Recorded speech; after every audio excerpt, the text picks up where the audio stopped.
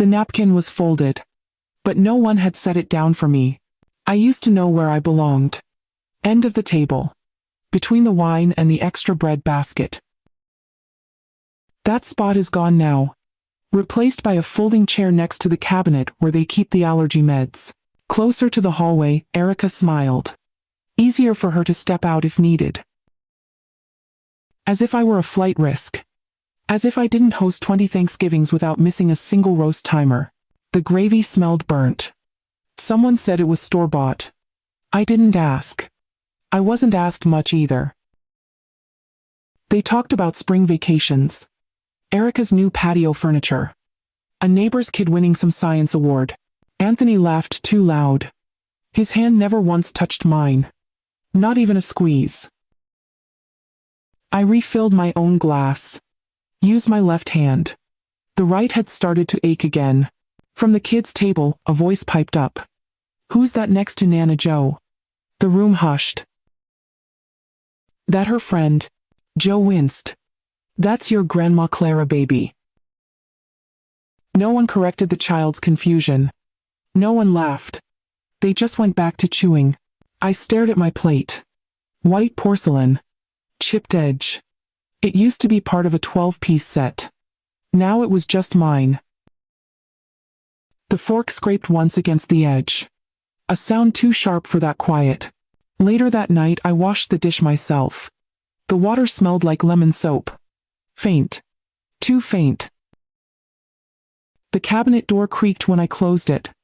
That sound I used to fix that hinge every winter. Now they just say, leave it, Ma. No one notices. But I notice. The silence. The seat that disappears before dessert. The way they call me only when someone gets sick, or when they forget the Wi-Fi password. I looked at my own hands.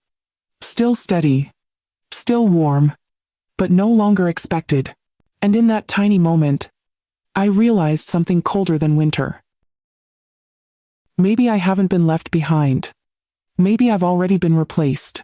If the seed is gone, the name fades and the stories stop being told. Do you still exist? They used to ask me how many cloves went into the roast. How long the noodles needed to dry. What kind of tomatoes were best for sauce. Now, they Google it. There was a time my handwriting meant something. Recipes in the drawer. Cards tucked into birthday envelopes. Little notes taped on lunchboxes. Don't trade this sandwich. I made it just for you. I remember the year Anthony broke his arm. He was 7. Wouldn't let the doctor near him. But he let me braid his hair back and whisper stories into his ear while they set the cast. I used to be the voice that calmed storms. Now I'm the one they lower their voice around like grief might be contagious. On Sundays, I hosted dinner. Table set for 12. 3 kinds of bread. The green beans cooked with lemon peel just like my mother taught me. People brought stories. Pictures. New girlfriends. Bad news. It all ended up on that table between the wine and the folded napkins.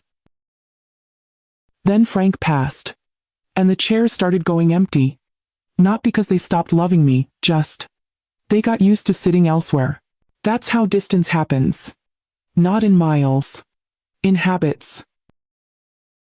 The Sunday table turned into Tuesday leftovers. Then phone calls. Then missed calls. One day Anthony said, Ma, don't worry about hosting, you need rest. He meant it kindly. But I heard something else. I heard. You've done enough. Now sit quiet. So I did. They started having holidays at Erica's parents' place. Bigger kitchen. Easier parking.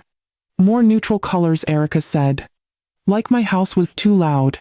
Too full of memory. Now I bring dessert. Store-bought. Because I'm not sure what they like anymore. I sit. I smile. I leave early. They call it consideration. I call it exit strategy. Sometimes I wonder. If I'd faded slower, would they have noticed? Have you ever felt yourself disappear in a room full of people you raised? Share where you're listening from. Your story might help someone feel seen. I used to press every tablecloth. The white cotton ones for Easter, the red and gold ones for Christmas. And my favorite, the pale yellow linen with hand-stitched daisies just for spring Sundays. Those were never just meals. They were memories in progress. Each guest had a place card. I wrote them by hand. Curved letters. A little leaf by each name. It mattered to me, to show they belonged. One year Erica brought gluten-free biscuits. I learned how to make my own. I practiced 3 times before she came again. She never knew that. Now, she brings paper napkins that match her blouse. Everything has to fit the palette. Last Thanksgiving she switched the centerpiece I brought with something she found online. Too floral, she said. Less is more. She meant well. She always says it's about efficiency. But I remember when warmth wasn't considered clutter. When the table overflowed and that was a good thing. I walked into the living room that night trying to find the box of candle holders I'd given them. Couldn't find them anywhere. Maybe packed away. Maybe donated. Maybe never liked. My fingers brushed an old family album on the shelf. I smiled at the cover. Still the one I made. Cream-colored with the velvet spine. I flipped through. Birthdays. Weddings. Cookouts. Then I saw a photo from last year's 4th of July. The whole family in front of the lake. I wasn't in it, because I was behind the camera, taking the photo, just like always. I closed the book. My hands trembled a little. I used to think that being behind the camera was still a kind of presence, still a way to be remembered. But lately, it just feels like being erased in high resolution. The next morning, Erica was rearranging the hallway closet. She pulled out a stack of my old blankets, the ones I crocheted during the winter Frank was sick. Soft yarn. Deep reds and browns. They used to warm every couch in the house. Now she held them like clutter. Do you want to keep these, Clara? They're a bit worn. I nodded. Tried to smile. She placed them in a clear plastic bag anyway. Labeled it donation, misc. I said nothing. Downstairs I heard Anthony arguing with the internet provider. His voice louder than it used to be. Sharper. He used to bring me flowers. Now he brings silence and passwords I can't remember. In the kitchen, my teacup wasn't on its hook. The one with the painted violets, a Mother's Day gift from Nina when she was 5. I found it at the back of the cabinet turned sideways. I placed it back on its hook, where it belonged. That evening they had a family photo scheduled. One of those holiday cards with matching sweaters. I brought down my old scarf. The burgundy one Frank used to say brought out my smile. Erica blinked. Actually, Ma, we're keeping the palette neutral this year. Grays, creams. You know. Minimalist. I held the scarf in my hand. Ran my thumb along the soft edge. Didn't say a word. When they took the photo, I stood off to the side. Behind the love seat. Just in case the lighting wasn't even. No one asked me to move in. No one asked me to come closer. So, I stayed where I was. Afterwards, they thanked the photographer. Laughed over outtakes. Started posting it online before I'd even seen it. My phone never rang. No one tagged me. That night I scrolled through Erica's post. She captioned it. Grateful for our beautiful growing family. I studied each face. Each outfit. Each smile. And I realized something. I wasn't missing from the photo. I had simply been cropped out. The house on Ashwood Lane was never just wood and walls. It was where Anthony learned to ride a bike. Where Frank sang off-key in the shower. Where we measured Nina's height on the pantry door each year a little higher. A pencil mark. A date. A memory carved in inches. That house smelled like garlic and old books. Like lemon wax and warm socks. Like Sunday afternoons with the windows open and the distant hum of the neighbor's lawnmower. We moved in the year after Frank and I married. Saved every dollar. I still remember the day we signed the deed. He kissed my knuckles. Said this place will hold us all, Clara. Even when we can't hold each other. We raised everything there. Children. Tomatoes. Traditions. So when Anthony mentioned in passing over reheated lasagna that the house had sold, I thought I'd misheard. Sold, I asked. He didn't look up from his phone. Yeah. Closed last Friday. Market was hot. You know how hard it is to find buyers for old places. My fork stilled. The air turned hollow. I thought we agreed we'd keep it, I said quietly. For the family. Anthony sighed. Ma, no one goes there anymore. It's just sitting. Leaking money. He said it like it was a burden. Like a graveyard for old things. He didn't mention the attic boxes labeled Clara. Keep. He didn't mention the rose bush I planted with my mother. Or the piano still slightly out of tune but faithful as ever. I opened my mouth. Then closed it. There was nothing to say that wouldn't sound unreasonable. Sentimental. Out of touch. Later that night, I pulled out a drawer in the guest room. My name was still scribbled on a sheet of old letterhead, a list of belongings I'd hoped to pass down someday. Doilies. Wedding china. Frank's cufflinks. Most of it still in that house. Now. Someone else's. The pantry door. Probably painted over already. The pencil marks gone. They started with the hallway cabinet. Erica said it needed decluttering. She pulled out boxes I hadn't touched in years. But I remembered what was inside. Each item had a story. A fingerprint.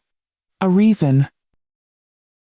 The crochet tree skirt Frank and I made when Anthony was still afraid of Santa. The porcelain angel with a chipped wing Nina once hid it in her lunchbox to keep safe. Out came the linens wrapped in tissue. The embroidered napkins with tiny ivy vines. My mother's table runner stained slightly, with wine from Easter '94. They're yellowing, Erica said, holding them up to the light. Her voice stayed pleasant like she was helping. I stood by the kitchen doorway watching pieces of my life go into plastic tubs. Do you want to keep these? She asked, motioning toward the old candlesticks. I nodded. She placed them in the pile marked donate. Maybe she didn't see me. Or maybe a nod didn't count. In the bedroom, she found the cedar box. My wedding veil still folded inside. Frank's pocket square. The ribbon from our anniversary cruise. She hesitated. These are sweet. But are you really going to use them? Use them? What does a memory have to prove? I reached out. Took the box. Held it to my chest. Didn't say a word. The air smelled like lavender and dust. Like endings. Later that evening, I found a small bag on the guest bed. It held 3 of my cardigans. A set of slippers. And the mug that read World's Best Nana. The tag on the bag said spare room, sorted. I touched the sweater on top, the blue one with the worn elbows. Frank used to say it smelled like home. But I guess home doesn't match the curtains anymore. The birthday was for Erica's nephew. I wasn't related, but I brought a gift anyway. A book I used to read to Anthony. Wrapped in blue paper. Tied with yarn instead of ribbon. No one noticed the yarn. The house was full. Smells of barbecue, plastic balloons, too sweet frosting. Children darted between folding chairs. Laughter everywhere. The kind that makes a room feel full, but somehow hollow. I sat near the patio door. They said it had the best breeze. I watched Erica's parents work the crowd like anchors. Firm. Rooted. And I realized that used to be me. Passing napkins. Filling drinks. Knowing who had allergies and who hated raisins. Anthony came by, kissed my cheek. Everything okay, Ma? I smiled. Nodded. He didn't wait for the answer. A little girl handed me a plastic plate with a single slice of cake. It was already melting. I thanked her. She looked confused. Didn't know who I was. Erica came over, kneeling beside my chair. She touched my arm. Ma, we're going to start the game soon. Loud music, lots of running around. You want us to call you a car? It's totally okay if you're tired. I blinked. Tired. She laughed gently. Not in a bad way. Just. We don't want you overwhelmed. I looked around. No one else was leaving. No one else looked like a guest with an expiration time. I stood slowly. My knees popped. Someone turned up the stereo. I left the gift on the corner table. Didn't say goodbye to the birthday boy. He wouldn't have known my name anyway. As I walked to the curb, the wind picked up, carried the scent of grilled onions and sunscreen. Behind me, the house swelled with sound. I opened the car door. Saturday, quietly. Watched the window until it disappeared around the bend. They said it was to keep me from being tired. But I wasn't tired. I was dismissed. It started with a suggestion. Just for a little while, Anthony said, while the new nursery gets painted. You'd be more comfortable downstairs anyway. Comfortable. That word again.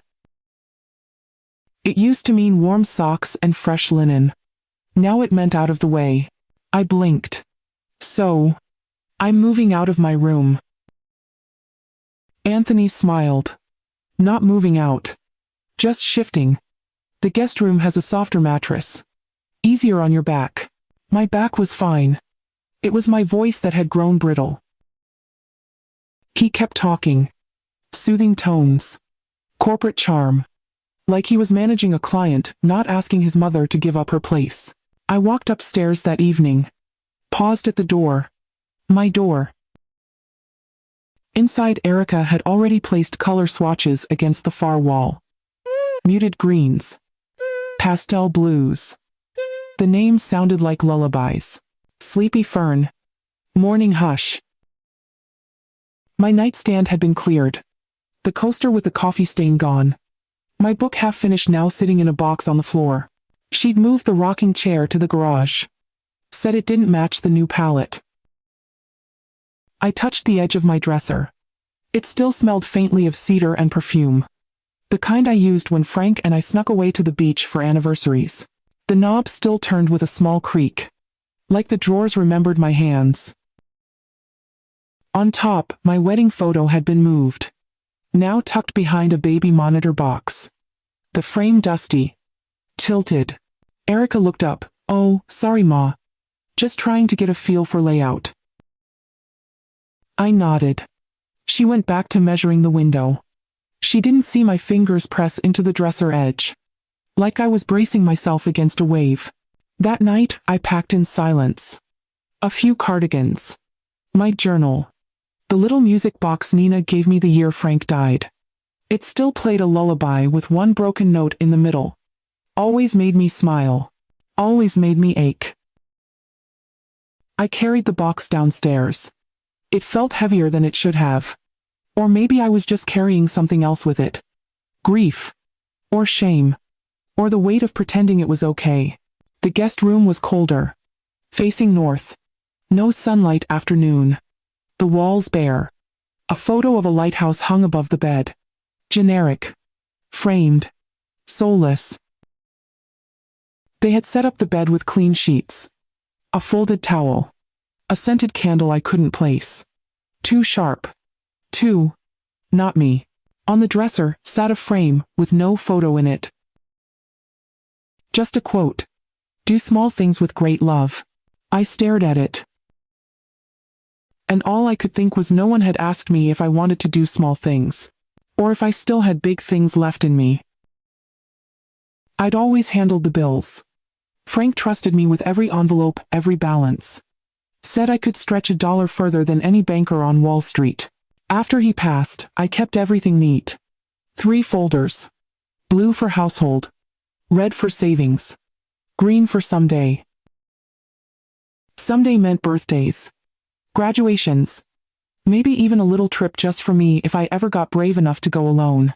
Then came the day Anthony said, "Let me help organize things for you, Ma. We'll move it all online, easier that way." He sounded gentle, professional, and I was tired. Tired of passwords and loading screens. Tired of needing help for things I used to teach. So I agreed. He came over with his laptop, typed fast, sipped coffee, muttered something about linking accounts, said I'll keep an eye on everything for you. Make sure things stay updated. I didn't ask for passwords. Didn't want to seem suspicious. I told myself this is what trust looks like now. Weeks passed. Then months. One quiet Tuesday, I sat by the window checking the mail. A letter came from the bank. Routine. Generic. But when I opened it, it said primary account holder Anthony Moretti. My name listed second.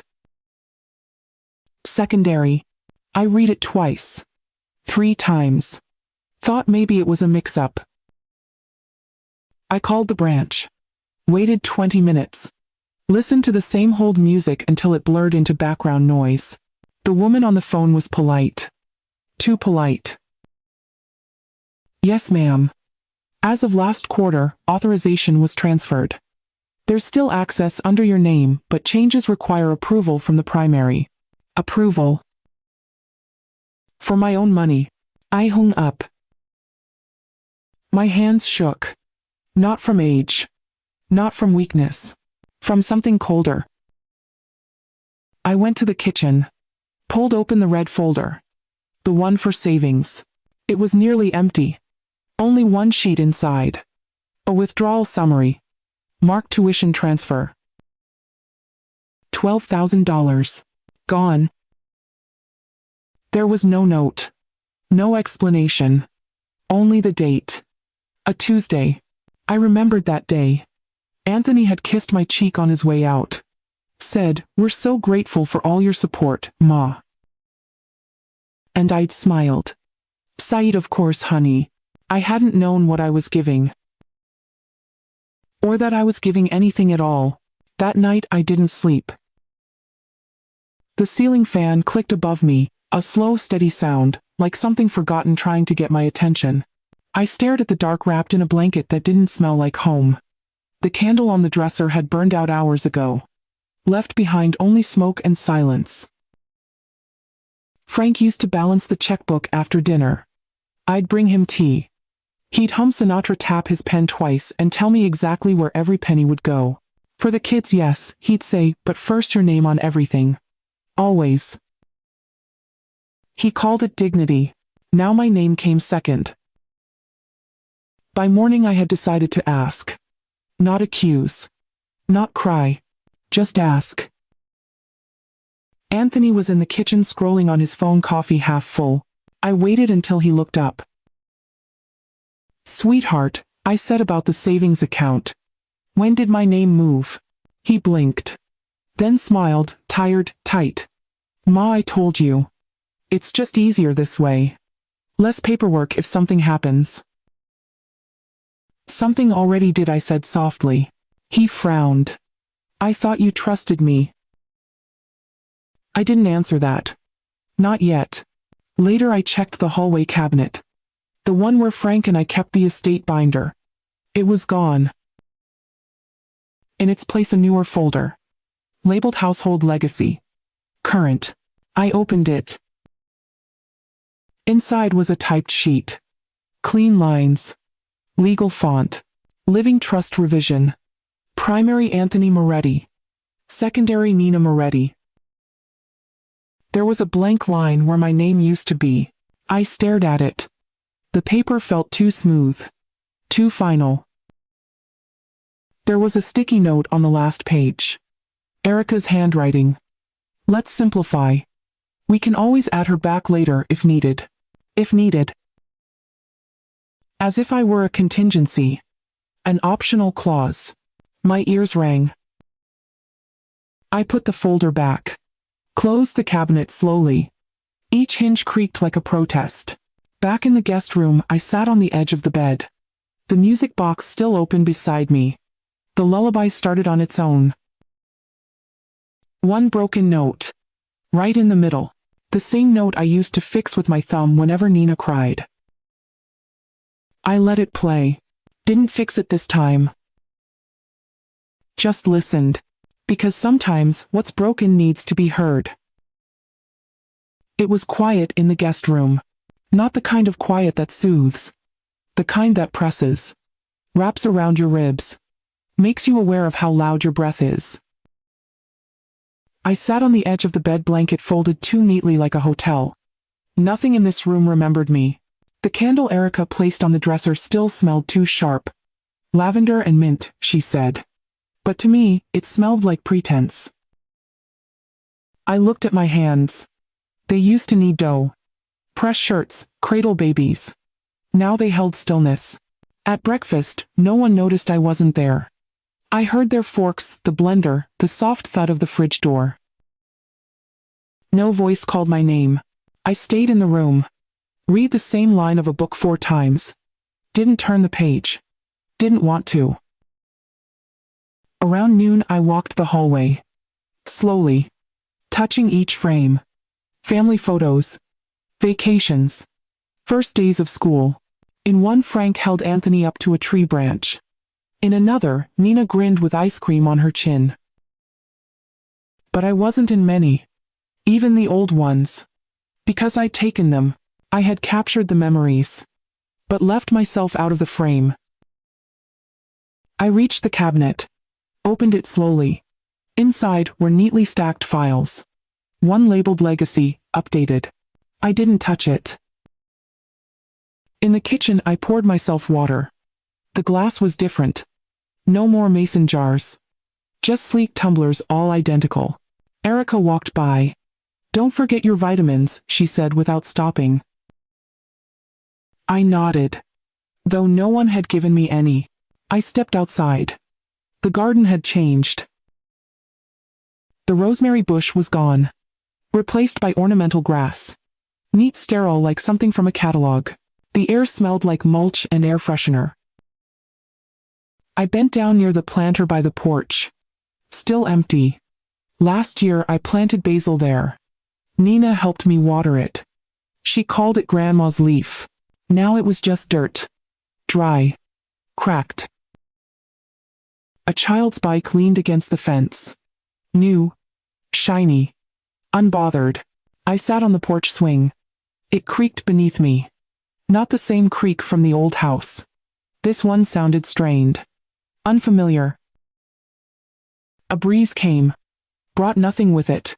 No scent of garlic. No echo of Frank's whistle. Just movement. I closed my eyes. For a moment, I tried to imagine what it would feel like to belong in this house again. But I couldn't, because I never really had.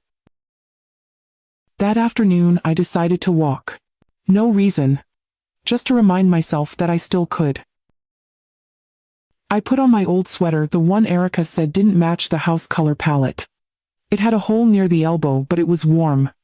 And it remembered me. The sidewalk outside was uneven. Patches of shade and light. The kind of path that teaches you where to place your feet with care. I passed the bakery. The one that used to smell like cinnamon and yeast. Now it was a cold-pressed juice place. Glass walls. No chairs. Inside, a teenager tapped on a screen and didn't look up when I walked by. Across the street, the bookstore had closed. I used to buy crossword books there. Frank and I would share them. I'd do the across clues. He'd do the downs. We always argued over number 7. I kept walking. The market still stood. Familiar sign. Same bell above the door. The inside smelled of oranges and floor cleaner. I picked up eggs. A loaf of rye. One bunch of lavender. More than I needed. But it made the cart feel less empty. At checkout, I reached for my card. The one with my name. It wasn't there. Only a prepaid card Anthony had left me. No name. Just a logo. A number printed in cold black ink. The cashier smiled. Young. Too polite. She didn't say anything, but I could feel it, that pause. That tiny moment when someone realizes you don't quite belong in the world they live in. I swiped. It worked. but I felt smaller. On the walk home, the lavender drooped. The bag's handle cut into my fingers. But I didn't shift it. At the corner, I saw a little boy trip.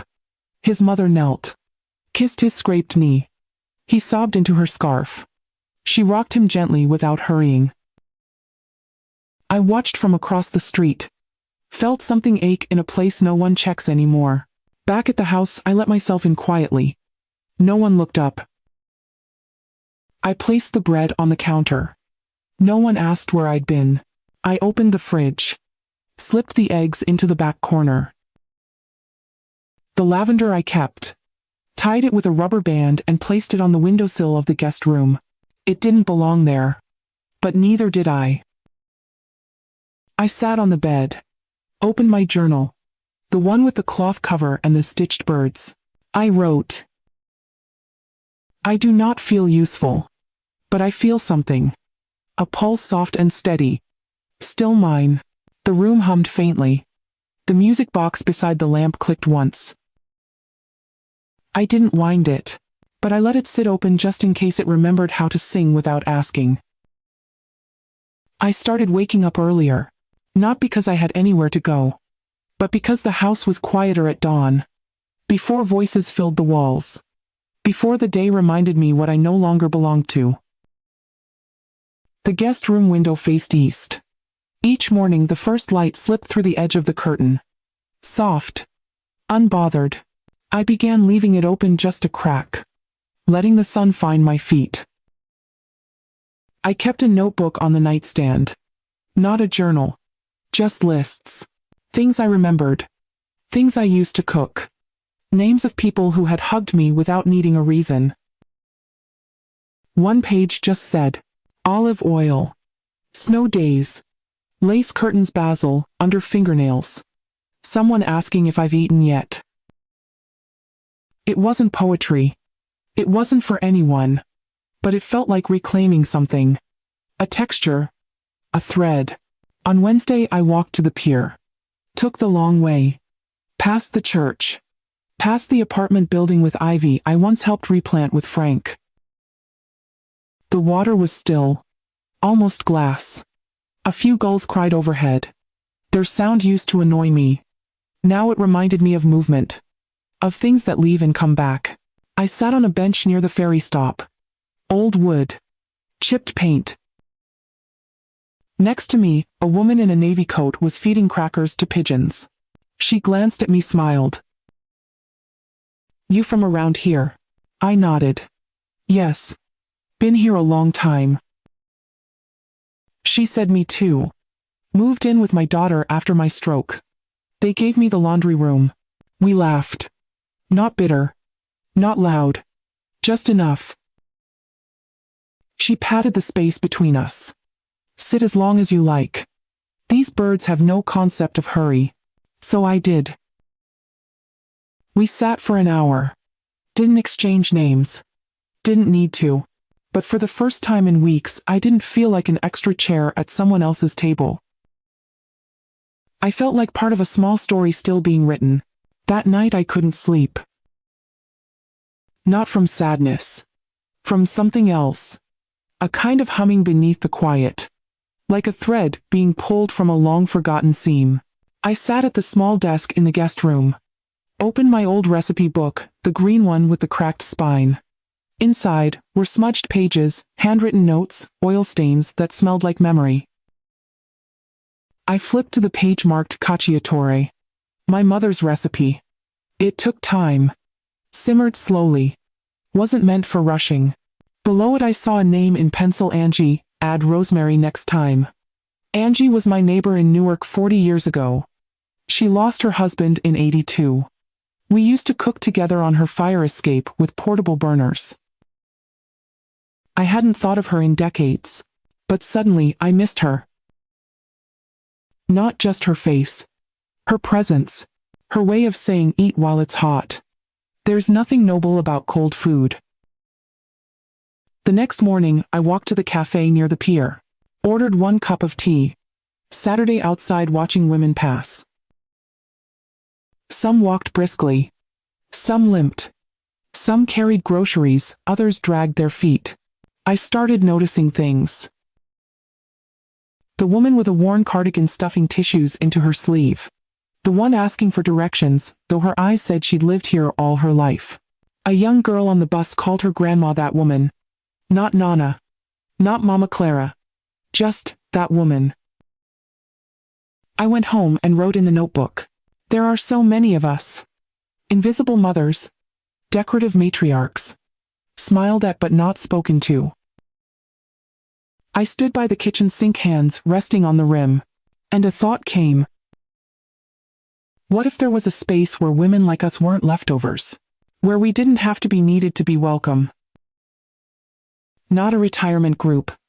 Not a grief circle. Just a table. A door that opens. A place that says, you still matter. I whispered it aloud. You still matter. The words startled me, because I hadn't heard them in years. Not even from myself.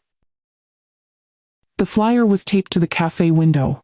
For rent, quiet cottage near ferry terminal. 3 bedrooms. Small yard. Needs love. I stared at it while stirring sugar into my tea. The paper had curled at the corners. No photo. Just a phone number and a hand-drawn map. I took it down. Folded it carefully, placed it inside my sweater pocket like it might shatter if bent too hard. That afternoon I called. The landlord's voice was raspy. Older woman. Didn't ask for much. I just want someone who'll respect the walls, she said. Too many folks try to rip the old soul out of things. I said I don't need to change anything. I just want to feel the floor creak under my feet and know it remembers. She paused. Then gave me the address. I walked there slowly. Past the pharmacy. Past the park with the cracked swing. The house stood on a quiet corner. White paint chipped in places. A screen door that hummed in the wind. A porch with uneven steps. I stepped onto the first one. It held. The front door opened with a nudge. No lock yet, no security system, just air and silence. Inside smelled like dust and cloves. The kind of scent that says people used to live here and they didn't rush. The living room had lace curtains. A small fireplace. No appliances whirring. Just the tick of a stubborn wall clock. I sat on the floor. Crossed my legs like a girl. Ran my palm over the wooden slats. Rough. Warm. Unpolished. I didn't cry. But I exhaled. Deeper than I had in months. There was no welcome mat. No couch. No one offering me tea. But for the first time no one asked me to leave either. I whispered into the empty space. If I build a table here, will someone come sit? The room didn't answer. But it didn't push back. I smiled. Maybe a quiet start was all I ever needed. Maybe what they called stepping aside was just making room for something new. I didn't tell anyone I signed the lease. I walked to the post office. Signed with my favorite pen. The one with the pearl tip Frank gave me on our 25th. The landlord handed me the keys in a plain white envelope. No ceremony. No witnesses. Just a weight I hadn't carried in years. Responsibility. Freedom. A kind of quiet ownership. I kept the envelope in my coat pocket for days. Tucked behind my handkerchief next to a hard candy I'd forgotten was there. At night, I'd touch it. Just once. To remind myself I still had something that was mine. I made a list. In my notebook. Not for groceries. For beginnings. 1 kettle, 3 chairs, plates that don't match, a table that can hold stories. I smiled at that last line. It felt like a seed. At the cottage, I started cleaning. Room by room. I didn't rush. Didn't blast music. Just the swish of the broom. The creak of floorboards saying hello. In the back bedroom, I opened a stuck window. Dust scattered into sunlight. Like tiny secrets escaping. I found an old rug in the closet. worn, frayed at the edges. But when I laid it out, it warmed the floor instantly. I sat in the center, cross-legged, breathing slowly. And then I whispered, "Who else is tired of disappearing?" The room stayed still, but inside me, something shifted. I didn't want to fix the past.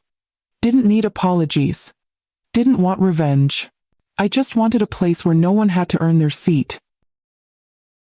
Where tea was poured before anyone had to explain why they showed up. Where silence wasn't awkward. It was welcome.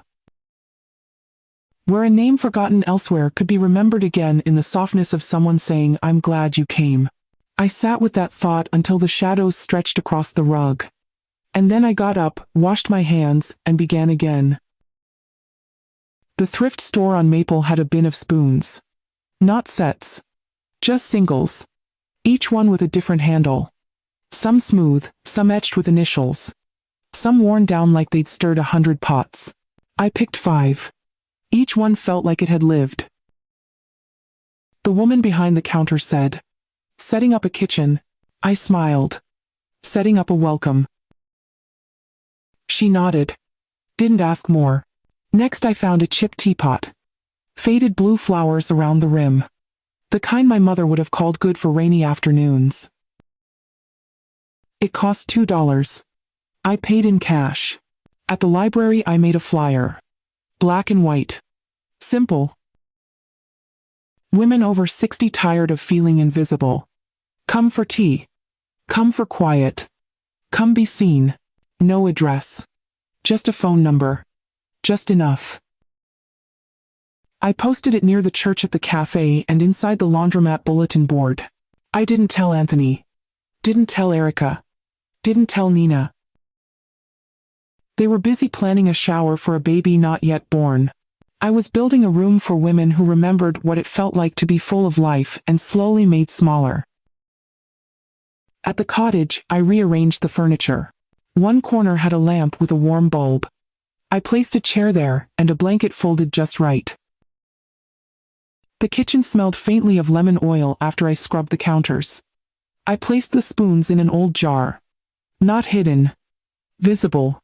Each one, shining quietly. Ready. I found a table at a garage sale. It had scratches. One leg was uneven. The man selling it said, "Not much to look at." I said exactly what I need. At home, I placed it in the center room. Put a candle on top. The wick crooked. It burned anyway. I stood in the doorway, hands on hips. Not in pride. In permission. This wasn't a project. This wasn't a mission. It was a place to arrive. To rest. To exhale without asking permission. And slowly, the house began to feel full even before anyone had walked through the door. It was a Tuesday, when the first call came. I was peeling potatoes by the sink. A small radio murmured an old Sinatra tune. The pot on the stove hissed not quite boiling. The phone rang. A number I didn't know. I answered. The voice on the other end was soft. Hesitant. Like someone reaching through fog. "Is this the tea house?" I paused. Then said number. "But it's a place where no one will ask why you needed to call." She laughed. Quietly. Relieved. "My name's Lorraine. I saw the flyer. I don't drive much, but I could take the 9:15 ferry." I smiled into the receiver. "There's always a chair waiting. Even if you're late." She asked what to bring. I said just yourself. And maybe a memory. We hung up. I stood for a long time with the phone still in my hand. That night, I set 2 places at the table. Uneven mugs. Mismatched napkins. I sliced banana bread. Not perfect. A little overbaked on one edge. But it smelled like home. When Lorraine arrived, she wore a green coat with missing buttons. Her hands shook a little. We didn't hug. Not yet. But she looked at the table and whispered, "Oh, This feels like before. We sat, sipped tea, spoke little. She told me she'd taught music. Lost her husband in a grocery store line during a flu season no one prepared for. Her son had moved her into the basement suite. No complaints, she said. But the water heater hums louder than I do. I didn't give advice. Didn't tell her to be grateful. I passed her the butter. She passed me the jam. We chewed slowly, and just like that something softened. At the end of the visit, she asked if she could return. Bring a friend. She used to be a nurse. Now she doesn't speak much. But I think she'd like your spoons. I said yes. Not with words. Just with the way I opened the door again and let the dusk roll in behind her. Anthony found out by accident. He was at the cafe near the pier grabbing coffee before a meeting. Erica wanted almond milk. He wanted quiet. He saw the flyer on the bulletin board. Women over 60 tired of feeling invisible. Come for tea. Come for quiet. Come be seen. He read it twice. Then, snapped a photo. That night at dinner, he slid his phone across the table. Is this you, Ma? I didn't flinch. Didn't pretend. I placed my fork down gently. Yes. He blinked. Erica stopped chewing. The baby monitor crackled on the counter. Anthony leaned forward. What is this exactly? I looked at him, really looked. My son. Once afraid of the dark. Once curled into my lap during every thunderstorm.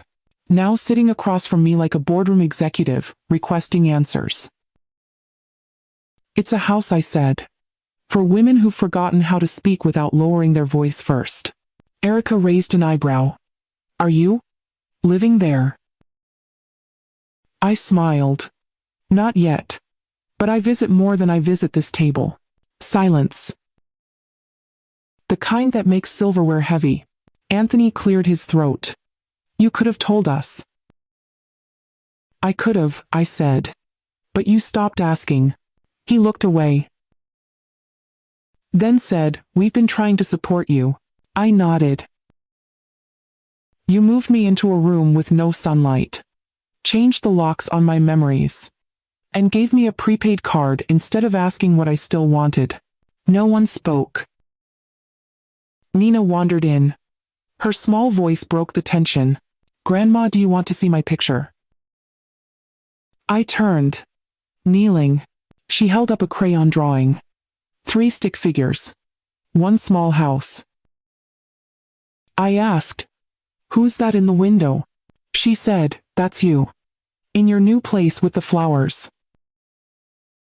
I looked back at Anthony. At Erica. At the life that had grown without my name in it.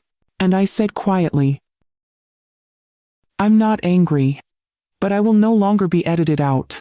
The next Sunday we had our largest gathering yet. 7 women. 2 folding chairs from the thrift shop. A borrowed fan in the corner buzzing like a tired bumblebee. Lorraine brought lemon bars.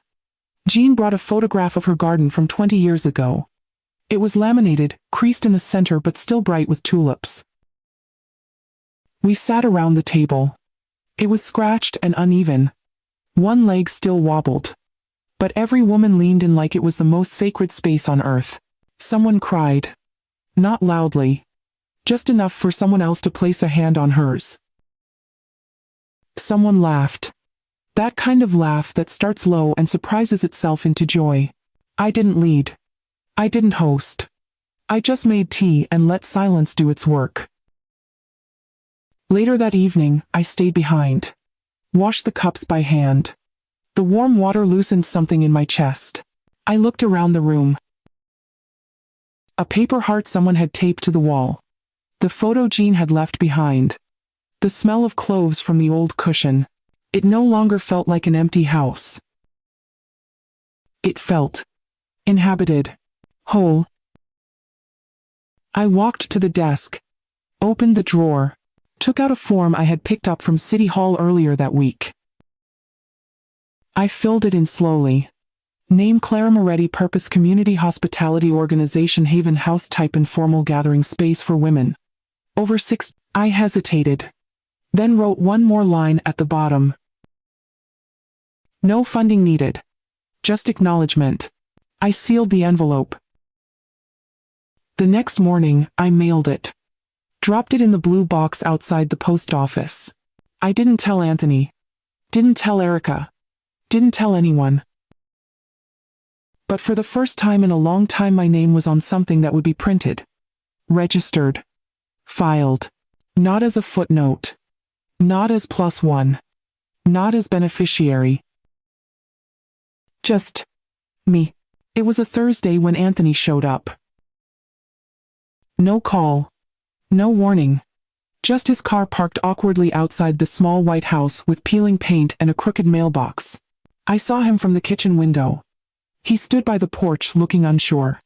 Like a boy who'd lost something and wasn't sure how to ask for it back. I opened the door. Didn't say anything. He held up a grocery bag. Brought tea. And those cookies you used to like. I nodded. He stepped inside, slowly, eyes scanning the room. There were 3 women in the corner arranging dried lavender into jars. One woman, Sandra, was humming a hymn. He looked out of place. Not because he wasn't welcome, but because he wasn't needed. And that, I think, startled him most. He placed the bag on the table. This place is. It's nice, Ma. I poured him tea. Didn't speak. He looked at the bulletin board. Pinned were notes. Thank you for listening. I hadn't laughed in months. This room saved me. He turned to me. I didn't know you. Wanted something of your own. I finally replied I didn't want much. Just a place where I don't feel like I'm waiting to be useful again. He sat down. Hands on his knees. Silent. Then Nina asked if she could come next time. She said it smells better here than our house. I smiled. She can. But only if she brings her drawings. It chuckled, a quiet one. I didn't ask him to stay. Didn't rush him out. We just sat. The kettle whistled softly. The clock ticked. The walls held us both without picking sides. Before he left, he looked at the welcome sign painted by Lorraine's granddaughter. It read, "Here you're not a guest. You're expected." He touched the door frame. "Thanks for saving yourself, Ma. I don't think I would have known how." I didn't answer. Just watched him step out into the late afternoon light. And for once the silence that followed felt earned. Haven House never got a sign out front. We talked about it, the women and I. But each time, we shook our heads. "If you know, you'll find it," Lorraine said. "And if you don't, maybe you weren't ready yet."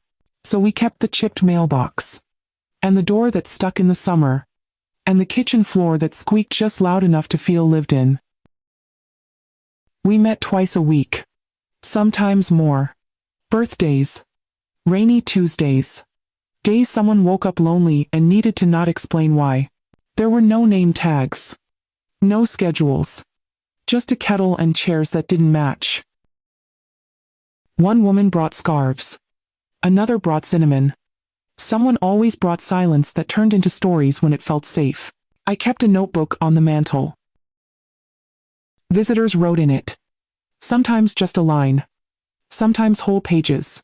I didn't think anyone would notice if I disappeared. Then Clara said, "I'm glad you came." And I cried in her bathroom because I'd forgotten how that sounded. One afternoon, Nina came alone. Anthony had dropped her off. She said she wanted to help with tea, he mumbled. Didn't stay. I let her pick the teacups. She chose one with a chipped rim. "This one's special," she said. "It looks like it's been brave." Later, she sat between 2 women braiding yarn. Her little hands steady. Her voice soft. She didn't ask why there were so many grandmas. She just offered her drawings like gifts that didn't need occasion. That night as I walked her home, she looked up at me. "Grandma," she asked, Do you live here now? I paused. Then said I live where people remember my name because I said it out loud. She nodded. Didn't need more. At her front porch, Anthony waited. He looked tired, but less closed off. Thanks, he said. I just squeezed Nina's hand. Inside Haven House, someone was boiling water. Someone else was setting napkins. I returned to the doorway, watching them move like they belonged. Because they did. Because we all do, once someone makes space, without asking for permission. The wind was soft that day. It moved the curtain in the kitchen like a breath from someone I used to know. Outside, the leaves had begun to turn. Gold and rust. The colors of things that have lasted. I sat on the back steps with a slice of pear tart on my lap. Lorraine had made it. Too sweet, but we liked it that way. Inside, someone was tuning a guitar. Someone else folded cloth napkins, even though no one expected perfection. And I just listened. To the sound of healing that doesn't come with trumpets.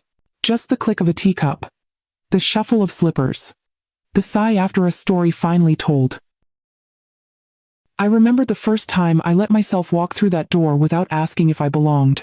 And how that one quiet act rippled outward until I wasn't the only one sitting at the table. We didn't start a movement. We didn't go viral. But we fed each other. Not just soup and cake, but recognition. A nod across the room. A memory held gently when someone else forgot. One woman brought a box of her late husband's ties. We hung them as garlands on the wall above the bookshelf. She cried and then laughed because they looked ridiculous. But it helped her let go. Another left behind a recipe written in looping cursive. Now we make it once a month. Always with too much butter. None of us were trying to leave a legacy. We just didn't want to vanish while still breathing. That's what Haven House became. Not a shelter. A witness. A place where you could say your name, and someone would write it down, not because they had to but because they wanted to remember it. Sometimes Nina visits with her sketchbook and bright socks. She calls us the soft army. She says we fight with biscuits and blankets. Maybe she's right. Maybe dignity is a kind of quiet resistance. At the end of each visit, we blow out the candle on the table. One breath. Shared. And as the flame fades, we look at each other and nod. We were here. We are still here. The last light dances across the mismatched tablecloth, and for a moment, everything feels enough. I've learned that some homes don't need blueprints. They just need open chairs and names spoken kindly. What space have you created? For others to feel seen. Tell us in the comments. We'd love to know what you're building. You are not forgotten. You are part of this soft army. Subscribe to Grandma Radio, where every story is a second chance. Have you ever watched someone disappear? Not all at once, but little by little. Not because they did anything wrong. Not because they wanted to leave. But because the world around them stopped asking. Stopped listening. Stopped remembering what they once meant. Maybe it was your mother. Maybe your grandmother. Maybe it was a neighbor who used to bake for the whole block, or the woman who never missed a Sunday dinner until one day her chair was gone. No explanation. Just replaced. With a coat rack. A potted plant. An empty silence. Sometimes the erasure is gentle, so soft you almost don't notice. They start eating dinner a little earlier so the kids can focus. They're moved to a quieter room just for peace and quiet. Their stories get cut off mid-sentence. Their advice becomes old-fashioned. And suddenly, they're no longer the center. They're not even the background. They're outside the frame. Have you seen that happen?